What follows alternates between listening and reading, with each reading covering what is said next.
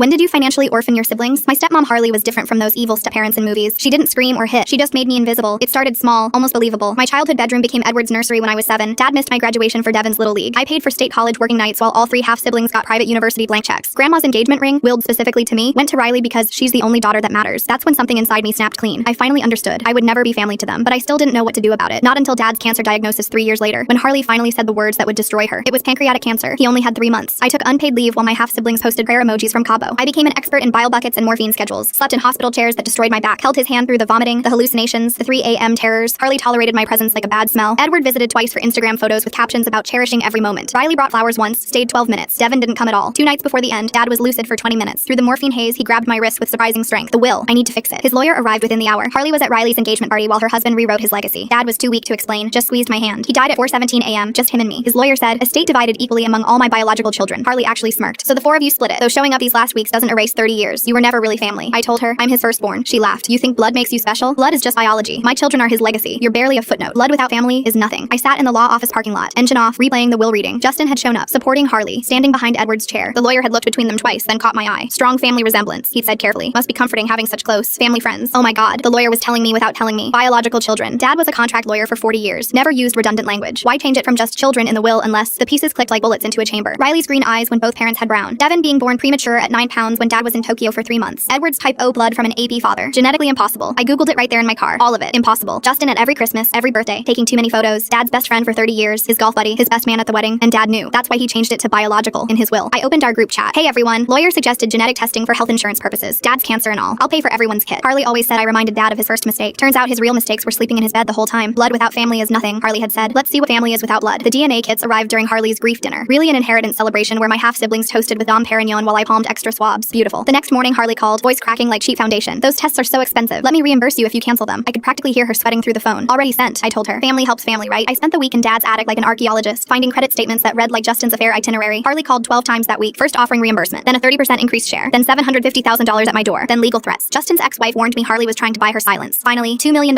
voice shattered like her whole life. After a nicely worded email was sent, Justin's ex-wife sent me everything. Photos, dates, hotel receipts. All 3 kids are his, she told me. The results arrived Tuesday like Christmas morning. 0 matches to Dad. Harley called offering $2 million, voice broken. They don't deserve this. I smiled. Neither did I. See you in court. The estate lawyer's conference room smelled like Harley's desperation and Chanel No. 5. She'd worn funeral black like she was mourning her lies. My lawyer slid the DNA results across the table like dealing cards at a casino. 0 biological connection. Devon kept refreshing the app like it might change. This has to be wrong. Riley vomited into the wastebasket. Edward grabbed Harley's wrist. You stole our entire lives. She jerked away, but the damage was done. Her children looking at her like the stranger she'd made them. Harley tried damage control. Biology doesn't matter. Then came Dad's letter, locked in his desk, dated a week before death. My legacy goes to my only biological child. Security dragged her out while she screamed about innocent victims. He'd chosen me in the end.